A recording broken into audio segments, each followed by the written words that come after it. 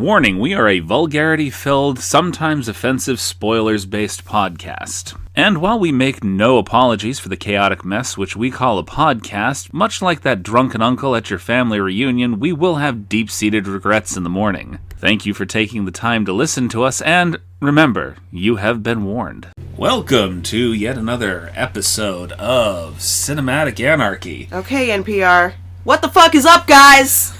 NPR. You got me with the ASMR thing the last time, and now NPR. a great... That's just my voice. It's just how it is. I get all serious. Fuck it. We don't have to be fucking serious. What's up, guys? We're fucking back. We're back again. Guess who's back? I'm not Slim Shady. No. Neither of us are. No. I don't have that level of anything. Okay. So, we are going to go ahead and sit down to discuss a movie. Yes. Martyrs, we're talking about 2008. Oh, we're doing Martyrs. Martyrs. Okay. Yeah, we're doing Martyrs. Okay. Well, that's what's playing in the background right here.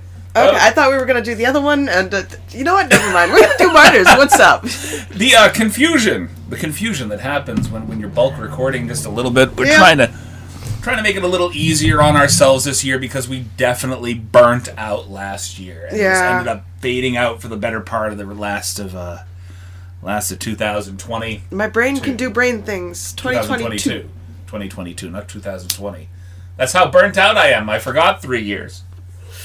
Listen, everyone's burnt out, man. Fucking shit. I'm a burn it down. Burnt out, burn it down, burn everything. Burn. No? Okay.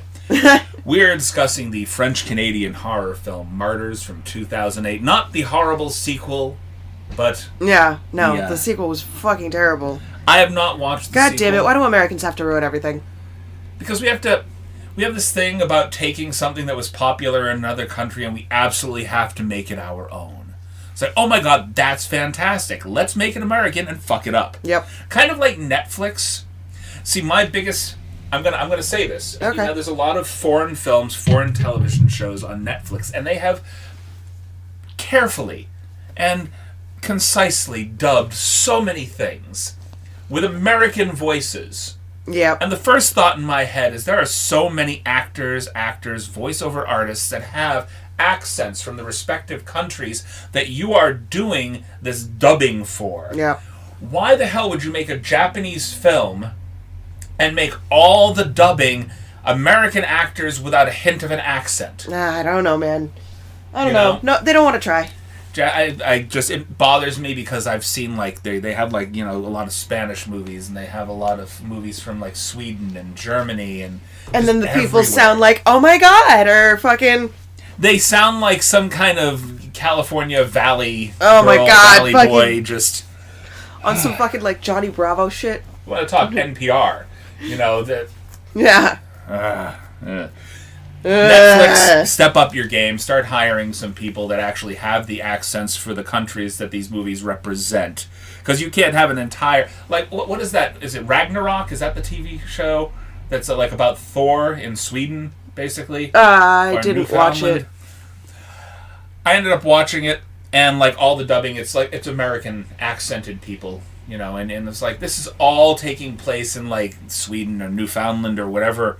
I'm trying to remember off the top of my head, and it's been a while since I watched it, a couple of years now. But none of them have accents that are representative of the country that they are hailing from, which makes me want to headbutt the television repeatedly. Much like the girl in this film did the Waldy. Oh my god. Okay. This is a really fucking great film, and it's extremely unsettling. I want to say to say the least. I want to say it's less unsettling than I originally had anticipated it to be. Because when I watch horror films, I try to do a little bit of research. Yeah. And a lot of people were talking about how hard this was to sit through and how it was just really deeply disturbing. And I think that I have been so desensitized by various things that I've watched, or reality in general... Yeah. That I sat down and watched this, and it wasn't as disturbing as I imagined it was going to be. I prepared myself. Like, a lot of the... Okay, so when we were talking about doing this film, Chris was telling me that fucking... he read that it's like on par with fucking a Serbian film, and I'm like, it's not even fucking close. First of all, there is zero goddamn rape in it. It was ranked in a top 10 list of most disturbing films of all time. Serbian film being like number 1 in that list. But this was in there like 2 or 3. The original Martyrs, the second one, it wasn't even on the list. Yeah. But I mean, I can understand based off of the subject matter. You know. So, okay, do you want to explain it? The whole film revolves around a little girl that escapes basic torture. You don't know what it is until like 90% of the way through the movie. Yeah. But basically she escapes this group of people that was torturing her when she was younger. She ends up in an orphanage with another young lady who becomes like her best friend and tries to help her through all the trauma of that. And the movie really kicks off in what I feel is the main opening scene, because everything before that was just the credits. Yeah. Basically, them rolling the credits over everything. The main opening scene is when you meet up with this nice, happy suburban family, or not suburban family. Seems like they seem like a nice, happy suburban family. It's a nice fucking modernish house. Right. You know? You don't know what's going on. You just see this girl kick in the door. Well, not kick in the door. The father opens the door. Yeah. And, by the way... No, it was the father that opened the door. If you don't listen to, like, the intro excerpt, we're already into spoilers, so fuck it. Yeah. This is where you pay attention. We had to watch the subtitles and pay attention to this whole fucking thing. And I missed that the first time through. I missed that. Yep. When Anna kisses Lucy. I missed that. Okay, we got it playing in the background, too. We always do. Yep. Just to refresh our memories of what we watched. So Lucy goes back to this house where these people had kept her. Then it's like this fucking suburban family. And immediately she says nothing. She just fucking pulls out a shotgun and kills the entire family. Hunts them down one by one in the house. And fucking... The only one she really gave a choice or a chance to kind of explain himself was the son. She asked him if he knew what his parents did or what they were doing here. And he didn't say anything. He shrugged, and she killed him. They obviously brought it to this house. Like, I'm trying to figure out how she knew they were doing the stuff there, because everything was originally in a warehouse that they found her in. She escaped from a warehouse, not this house. There's a few things in this movie that go kind of unexplained. Like, it works with what they're doing, and the fact that they kept it all in this house setting is perfectly fine. But she was in a dingy warehouse setting when she escaped as a kid. Yep. I don't think she knew that there was a dungeon inside the house. Right, because Lucy didn't find it. Anna ended up finding it. Yeah. Because of, a phone call to her mother or something? Like, she was talking to her mother, who she hadn't talked to in years after all this And she was, like, snooping through cabinets and shit and fucking found a doorway. No, she didn't find the doorway. Something fell. And she heard the hollow sound. It was like a hammer or something, and she heard the hollow sound, and that's when she started exploring around like the fireplace area or something to that nature. And that's where she found the secret passageway into what ends up being the rest of the movie. It's like, hey, you found it. It's not good that you found it. Yeah. You found it. So Lucy ends up basically going through the house and murdering, shotgun style, each and every one of the family members before calling Anna to come. No, she didn't call Anna first. She got attacked first. So this is where we first see the creature that embodies the woman that she left behind when she escaped. I thought she had already called Anna, and then she saw the creature while she was like going around. Okay, I'm not sure which one came first. We're rewatching it too, which is kind of weird, but anyway, she got attacked. Either way, she gets attacked. Yeah. Attacked, Lucy called. It's kind of in the same thing. It's kind of mashed together. Yeah. Well, the movie it goes 100 miles per hour. It oh my god, I know, right? Fuck down. The only time that it slows down is near the end when they get into the whole torture aspect of everything. About the time that Lucy meets up with the Mademoiselle, like. That's like 75% of the way through the movie at that point. Oh shit, you're right. It is. It's because almost the remainder of the film is just that whole torture sequence from beginning to end.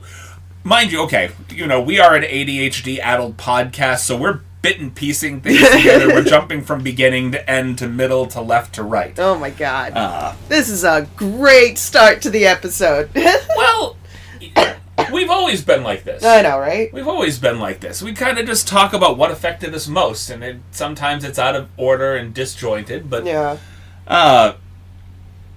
So, basically, Lucy comes to save her friend. Not Lucy, Anna comes to, not save her friend. To help her figure out what the fuck just happened. Well, she knew what happened. She told her what happened. I found them, I killed them, and she came to help her clean up, basically. Yeah. So, we see Lucy helping her try to dispose of the bodies. And she's, not Lucy. Anna helping Lucy to dispose of the bodies. And the mother suddenly wakes up in the bathtub with her dead children laying on top of her. She starts screaming, and Anna's like, you need to shut the fuck up. Well, Anna was going to help her escape. Yep. Like, get her out of the house. That doesn't necessarily work out the way that she wants. No, as Lucy finds her and fucking freaks the fuck out, and then turns on Anna, and she's like, why would you help her? You know what she did. And Anna's like, I don't know anything. All I know is you killed a family. You were supposed to just talk.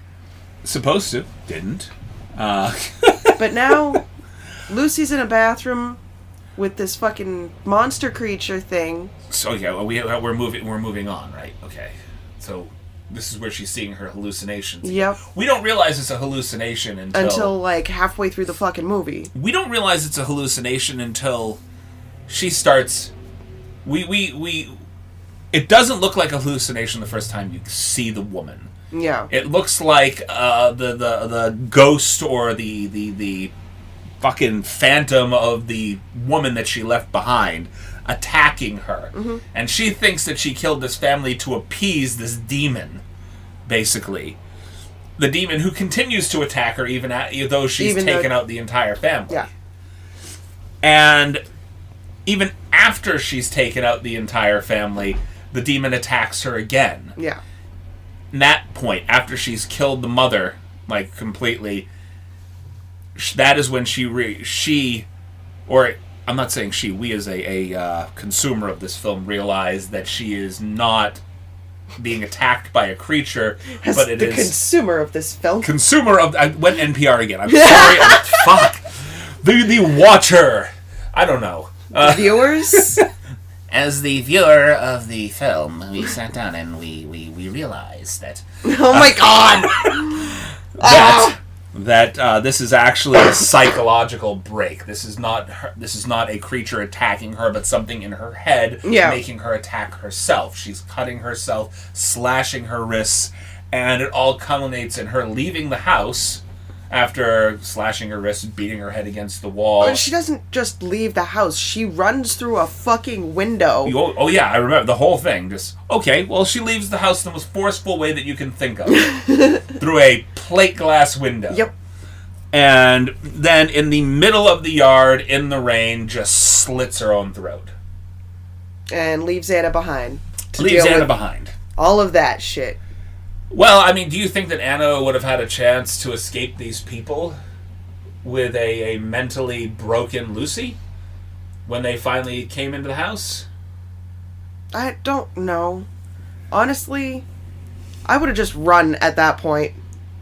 I mean, yeah, I would have left all that behind. It's a house full of dead people. Exactly. But the thing that keeps her behind is finding the basement. Yeah.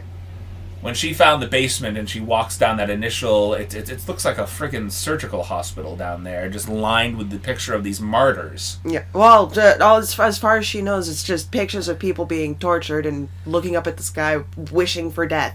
Right. Well, that's what she thinks, right? We know better because, we've seen the movie. Watched the entire movie from beginning to end. God. A couple times. You have. Yeah. A couple times. I've watched it once. All I needed was once. This is my second time seeing it in the background here, and I keep looking to the right and going, everything makes me want to bite my tongue. Just that's horrible. And this, I had to watch it on Tubi. You probably did too. I did. and having to watch the happy commercials in the middle of all the torture I know, right? might have numbed the effect a little bit of the movie. It did. I think like maybe it would have affected me a bit more if I didn't have to go through all the happy-go-lucky special little commercials. Like we're watching one with a bunch of people. What is this? Luxury is yours to define. The real. Okay. Yeah. It's what is your luxury? Yeah, right there. It's right there. Green stuff. The bowl.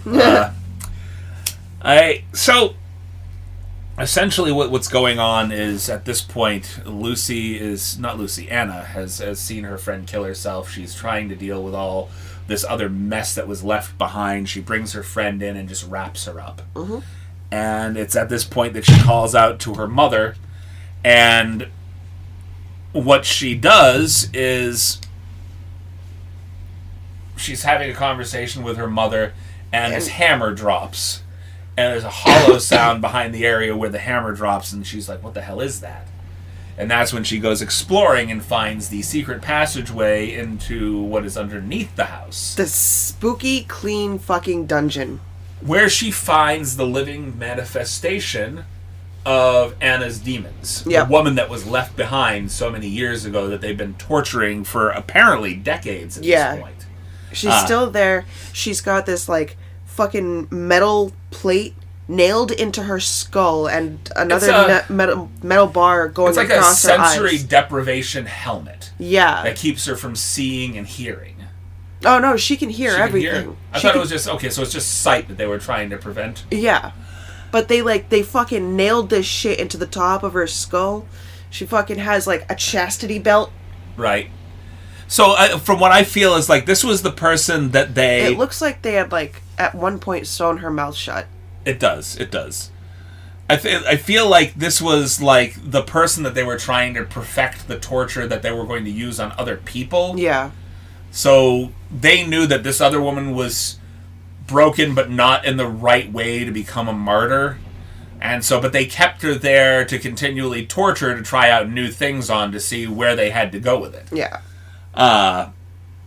So they find this woman in the basement, and Lucy makes it her mission to basically get her out of there, because this is the woman... Not Lucy, my apologies, Anna. Yes. I keep going back to Lucy. At this point, Anna's trying to, like, save her. She brings her back up to the main house, and she, like, cleans her up. She finds fucking, like, one of the... she finds a hammer or something, or, like, a crowbar. I'm not sure what... Was it a crowbar or something? It was something. I don't know. To help. But she pulled the nails out, and she took the thing off. Which is probably the first really disgusting moment for me, anyway. Yeah. The first real kind of visceral... Because it was like, it was fused to her skin. Because up until that point, everything else was kind of... It wasn't gory, per se. It was... You saw the shotgun blast. It was more just, like, psychological thriller and fucking... But it wasn't physically gory. You didn't see a lot of the physical... I mean, you saw her slit her throat, but it was far enough away, and there was rain, so you couldn't really see a whole lot going on there. Yeah. And you saw the demon attack Lucy, but you really didn't get, like, an up-close, personal view of that. This was just, they got her in the bathtub, and Anna's just prying these long staples out of the top of her head. Mm-hmm. Blood is pouring down her face. And she takes the helmet off, and it's fused itself to her skull. Yeah. So when they're pulling it off, it's just like this gooey... tearing skin and gooey and gross and infected. And fucking, it's too bright for her. She hasn't seen the light of day in fucking, who fucking knows how long. So she, like, has to cover her head with a towel, and she calms down.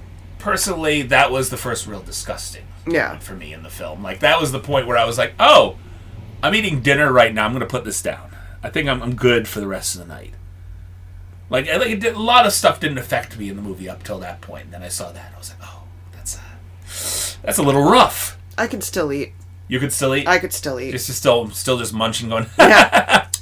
Okay. Yeah, pretty much. God damn. We're going to take about 5 seconds to let our sponsor speak for itself, and then... Don't leave us, Anchor. Not yet. Not yet. We're trying to do the thing. We're working on it. Alright, so getting back into it. So yeah, we left off on her getting the helmet off her head. We were both wrong about what she used. It was a fucking screwdriver. It's a screwdriver. Yeah, well, like I said, we're playing the thing in the background. Yeah, exactly. So crowbar. No, it wasn't a crowbar. It was a hammer. No, it wasn't a hammer, It's been a little bit since I've seen it. It's been a couple days since I watched it last. I did not know that it was a flathead screwdriver that she used to pry these staples out of her head. Yep. But the next morning, she goes out and passes out next to her now deceased friend, Lucy. And she wakes up to the noises of this creature, woman. Not a creature, just a severely tortured woman. What was the creature in Lucy's head? I'm sorry, we were introduced to the woman as a creature, basically. Pretty much. But she gets out of the tub and she starts freaking out. She starts cutting her wrist and trying to get the chastity belt off her waist. And this girl is like skin and bones. She's like got no meat on her. She starts rubbing her head on the wall and everything, freaking out. And Anna tries to like calm her down, stop her from like hurting herself even further. And she like smacks her away. And then she turns and gets shot in the head by some fucking group of... It was basically the cleanup crew when they realized what was happening there. Yeah, because Lucy or Anna had left the phone off the hook, and there was no communication. So I guess they might be used to like daily updates as to what's going on. So phone off the hook, no communication. They brings knew something was up. The dogs of the cult, so to speak. Yeah. We are introduced with what looks like the foot soldiers of their particular cult, which is headed by an older woman named Mademoiselle. And this is where we're introduced to the actual concept behind the movie, which is martyrdom, where they basically assess the situation, get Lucy into the basement where this surgical area is, and sit her down in front of Mademoiselle, who basically goes over what's going on. With a little scrapbook. Yes, a nice little scrapbook of all these martyrs throughout the years, which correspond to the pictures on the walls that you're seeing laid up against what I feel like are the lights that you normally use to illuminate like x-rays. Yeah. Those backlit panels. Yeah. And their plan is to find out what is between life and death. They want to see what's on the brink of death. I think at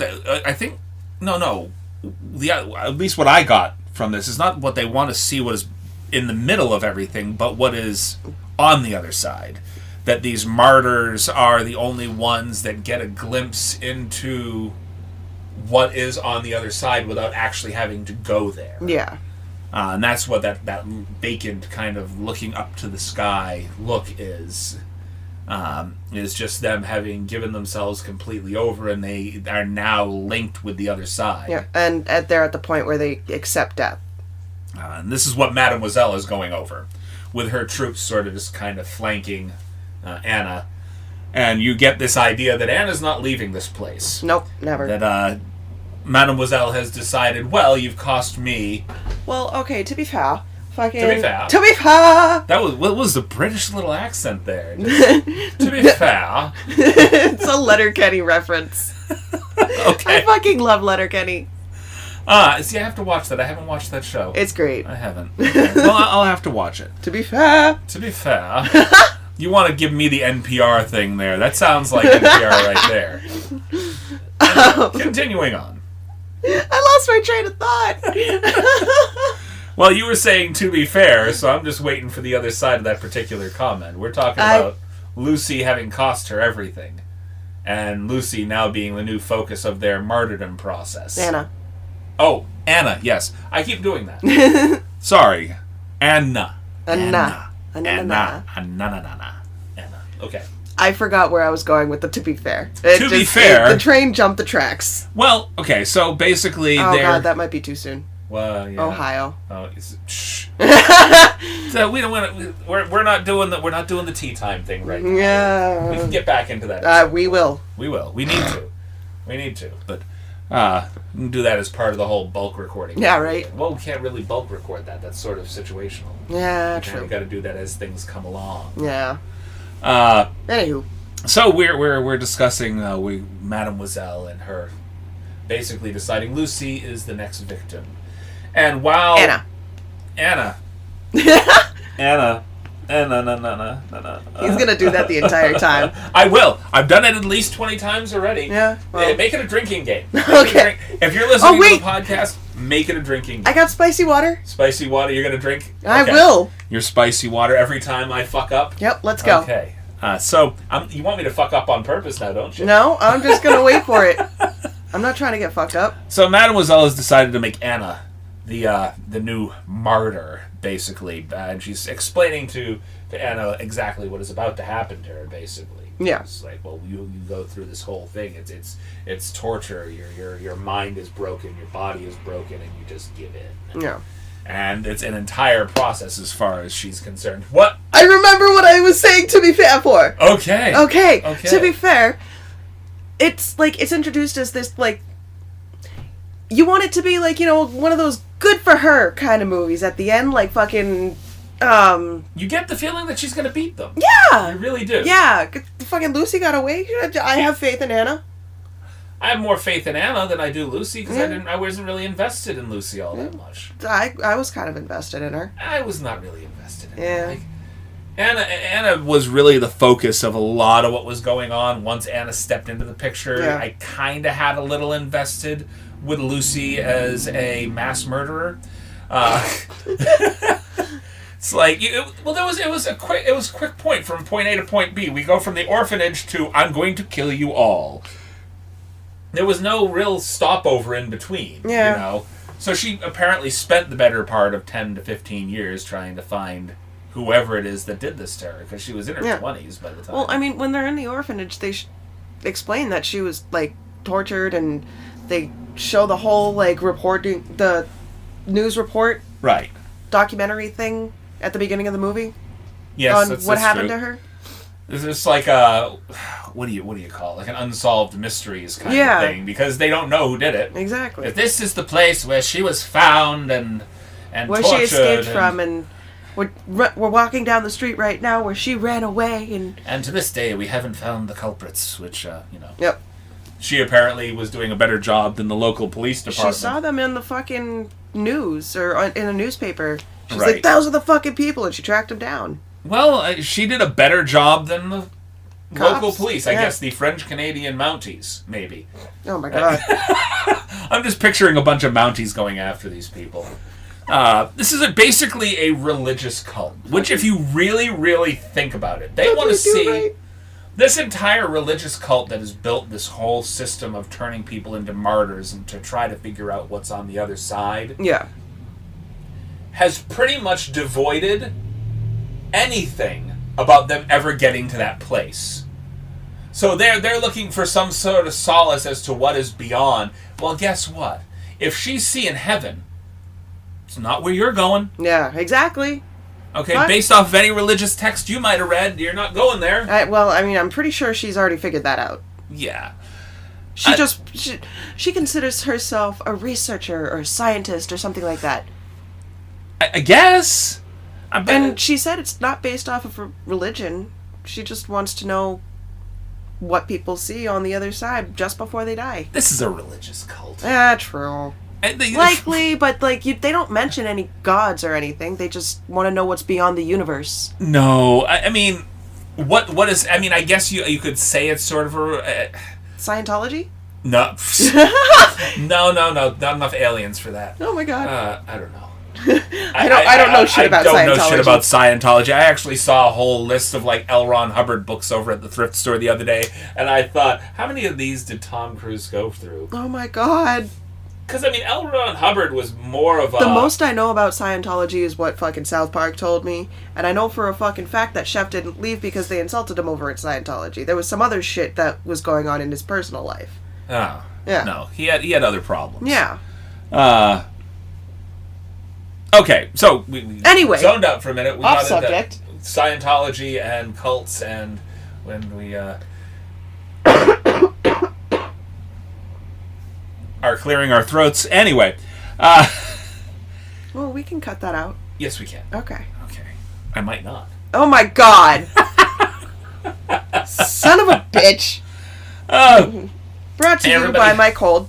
Right. Well, Nico's being good. She's over here and she's got a little cold going on, and trying to treat it with some spicy water and regular water. And hey, listen, I haven't drank any spicy water yet today. You haven't fucked it up since I haven't fucked it up. I haven't said Lucy over Anna yet. Mm-hmm. I called it a drinking game, but now that I've done that, now that you did it, I'm mentally like, I can't do it. Can't do it. All right, so basically, I took some Dayquil. Yeah. Well, that'll work. Yeah. They have brought Anna into this basement area, and they've basically decided she is going to be the new martyr, and they put her through this process. This is 75% of the way through the movie. Yeah, they chain her up in a cell with a chair with a bucket. Right. Well, that's how everybody was treated. Yep. Basically, that's where you go to the bathroom. Yep. You want to pee, you want to shit, you poop right there. The chair has a giant hole. Yes. So they go through this process of beating her, feeding her this gruel that she doesn't like, that makes her gag. Yeah. And it's not just feeding it to her, they are force feeding her, like, eat this fucking shit. Yeah, and they'll fucking, like, beat her up if she doesn't, or if she spits it out. Well, they beat her up anyway. Yeah. You eat it, they beat her up. They shaved it, they beat her up. They shaved her head. What is that? What is it with films taking, like, shaving your head is the ultimate insult? Like, the ultimate degradation. It's not the ultimate insult, but for, like, a lot of people with long hair, like, it takes a long time to grow your fucking hair out and take good care of it and shit. I mean, you've seen films like that where, like, the cutting of somebody forcefully cutting your hair is makes like it easier to fucking, ultimate like, form of degradation. Makes it easier to get to the skull. I suppose. I mean, you don't have to, punch through all that hair. Yeah. Just no, I don't know, man. Well, it also takes away a source of warmth if you think about it. I mean, things are a lot more cold when you got, like, no hair. Yeah. But, like, they're messy about it, and they fucking leave long strands and shit. Oh, I mean, they're not cutting her hair to give her a haircut. Yeah. They're cutting her hair just to cut her hair, humiliate her. degrade her, humiliate her. It's about taking everything away from her, like every little bit of hope she might have. And they just go through this process constantly. She almost escaped a couple times. Almost. She did. She came close to escaping a few times.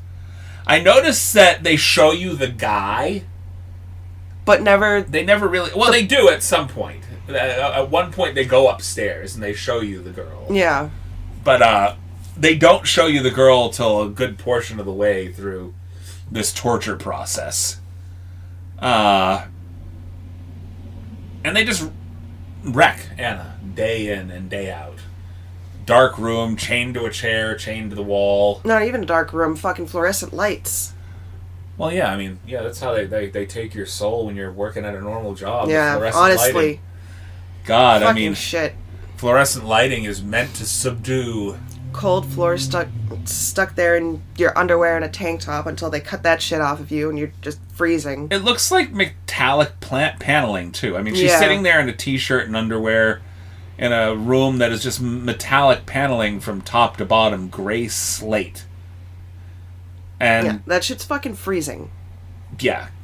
I mean, I don't know about the temperature, because, I mean, you watch the film, and there's no goosebumps or anything. No. So, I mean, it could be a normal temperature. I'd figure, like, if they wanted to show that it was really cold in there, they could have turned down the heat and made it just uncomfortably cold for her.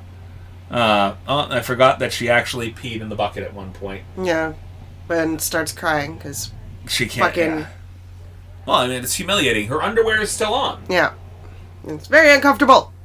You know, she's not like she's getting herself ready. She has no energy. She can't do anything. She just sat there and peed through her clothes. She doesn't know what else to fucking do. She's fucking chained to the chair. I mean, where are you going to sleep? They don't give her the opportunity to really lay anywhere else. Yeah. She could lay on the floor if she wanted to. I would. But I feel like they would have tortured her just for trying to lay on the floor. Like, are they forcing her to stay in the chair the entire time? I don't know. I think she's... And this is the main guy. No. Like... The chains on her wrists are specifically next to the chair. I thought this was interesting that they had this guy, like, detach her. Like he was giving her some kind of hope. Yeah. And then he throws her against the wall and beats the hell starts out of her. fucking bitch slapping her. Like he's asking her to try to escape. He slaps her. Yeah, he slaps her once and then fucking stands next to the exit. The exit, the passageway. Like, you want to leave? Get through me. Yep. And I don't think there's any leaving at this point. There's no getting through him. He's Because even trying. if she got up the ladder, there's people out there. Yeah, he's trying to prove to her that, like, there is no fucking hope. There's no way you're going anywhere. Go ahead, try to escape, and I will just beat you down and chain you right back up. I mean, he punches her. He thrashes her. He punches her in the stomach. He punches Gently her in the face. moves her hair away from her face. Light little slaps to wake her back up, and then fucking backhands. Decks her again. It's a process of breaking her down, torturing her, showing her there's no hope. You know, it's pretty brutal to watch. It is. I can understand how certain people could They not acted watch this out so fucking well. Well, I mean, it's been like a gray, muted tone throughout the entire film. I know, but like the way she's falling on the floor is like... Oh yeah, she did a fantastic job. Mm-hmm. I wonder how many hits, if she actually took a few of the hits. Like, I wouldn't be surprised, but she fucking took that shit well. Because that's some pretty damn good stage fighting, if not. But Yep. I was trying to make a point just a second ago, and I forgot what my point was. Oh my god. Oh no. I lost my train of thought too. Jump the tracks. Yeah, unfortunately. Anyway. You can say jump the shark. Jump the shark? You never heard the term jumping the shark? No. Oh, it's a term that they use when somebody really kind of really fucks up like a TV show, like a TV show jump the shark. Like they've been doing pretty decent episodes, and just one episode is just so outlandishly bad. It all came from an episode of Happy Days way back when Fonzie, Henry Winkler, literally in an episode jumps a shark. Like basically, they do a whole ski jump thing, and he jumps a shark. Mm-hmm. Yeah. And jumping the shark. Okay. That's where that comes from. Okay. It came from Happy Days, and then doing a ridiculous episode with Henry Winkler jumping a shark during a ski jumping thing. Okay then. And this is not a Shark Week thing because that didn't exist back then. Okay. It was just a Henry Winkler and Happy Days thing. Was it like supposed to be an Evel Knievel reference? I guess. I don't know. I don't think he even took off the jacket that he wore. Oh my god. I feel like I want to say that the leather jacket was always on. He never took the leather jacket off. That's so it's so like lame. Leather jacket with the Elvis pompadour and the life vest and shorts and he jumps over the shark. It was just Oh my god. I can't personally remember watching the episode, but I've heard of it. Oh, you were just having...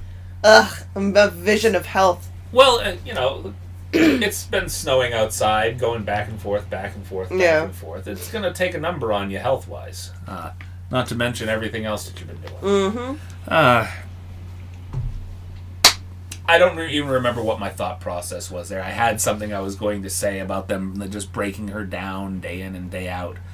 And at this point in the movie, that is what my point was. What? I can see, watching this movie from beginning to end, how certain people might be triggered. How this could be particularly absolutely brutal for you. You can't zoom through the commercials. No, I was just trying to see. Yeah, you're not going to get through anything until the commercials are over. I was just trying to see how far were. Oh, we're through most of it. Yeah. We're going to finish this before we finish that. Okay. But yeah, it gets to the point where, like, she's fucking, like, almost given up completely, and they take her into one last procedure. There's one last thing, and then you will be set free. Yep. And they bring her into this room and place her down on a table. Was it a table? I don't think it's a table. It's like this wheel table thing that rotates. You ever see it? It was like one of those, like...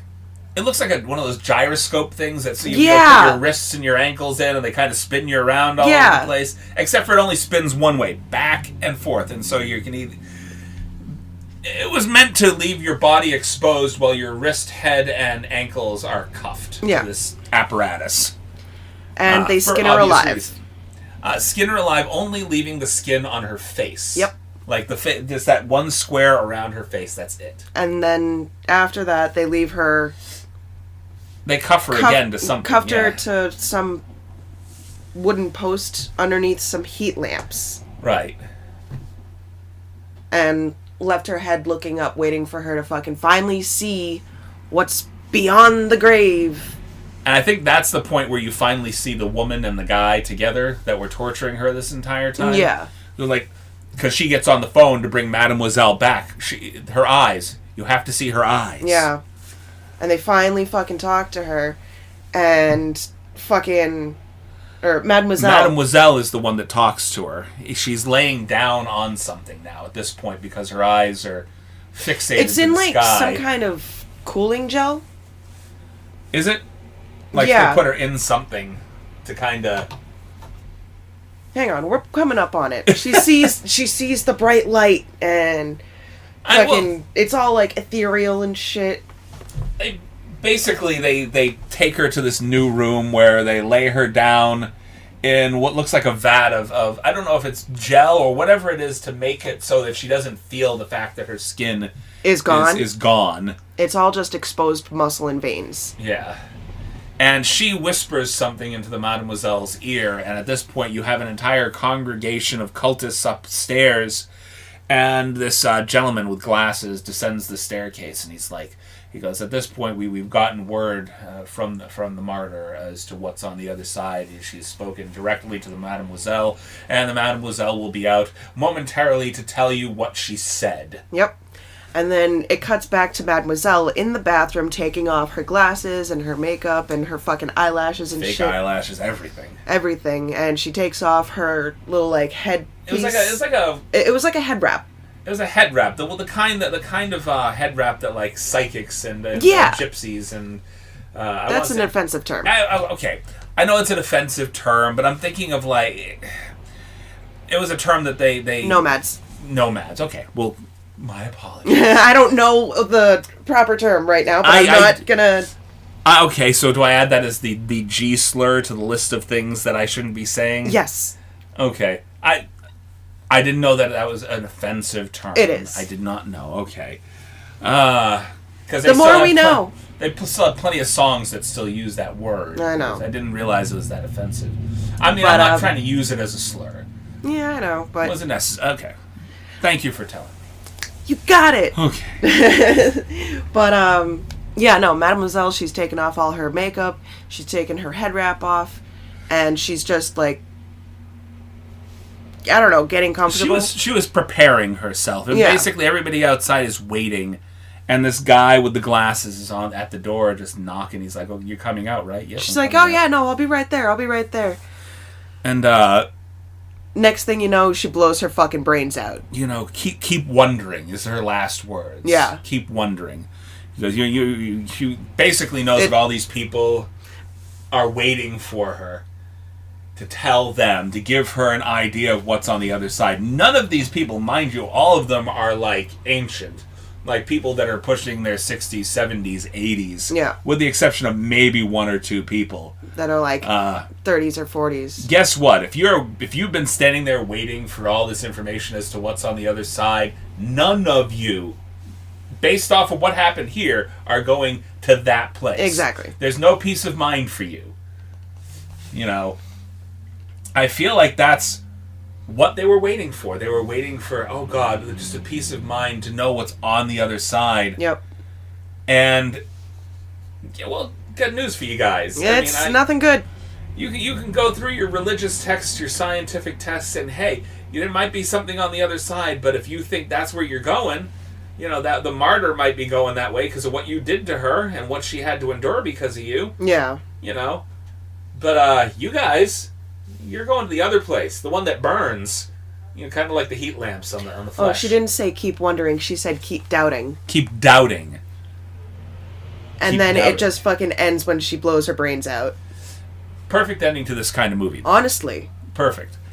Because, and then they basically go into the explanation of what the martyr is. Dictionary definition of martyr. A witness. Yeah. It was a brutal movie. It was. It didn't trigger me no. like it could. comes back to show you Anna one last time. Just staring. I mean, she never spoke again. She never spoke to anybody. Never. And she's still alive.